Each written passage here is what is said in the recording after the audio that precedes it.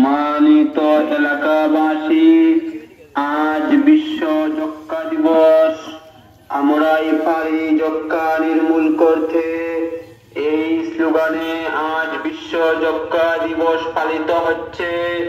যাদের এক নাগারে 2 সপ্তাহের অধিক সময় ধরে কাশি, বুকে ব্যথা, শ্বাসকষ্ট, রাতে গায়ে জ্বর থাকে, খাবারে অরুচি, ওজন কমতে থাকা, এসব লক্ষণ যাদের আছে তারা আজ পাড়ারগাঁও কমিউনিটি ক্লিনিকে এসে বিনামূল্যে কোপ পরীক্ষা করতে পারবেন। তাছাড়াও অন্যান্য সময় বিনামূল্যে কোপ পরীক্ষার জন্য জগন্নাথপুর উপজেলা স্বাস্থ্য কমপ্লেক্সের রুম নম্বর 107-এ যোগাযোগ করতে পারবেন। আয়োজনে উপজেলা স্বাস্থ্য কমপ্লেক্স, জগন্নাথপুর, সুনামগঞ্জ। সহযোগিতায় বাংলা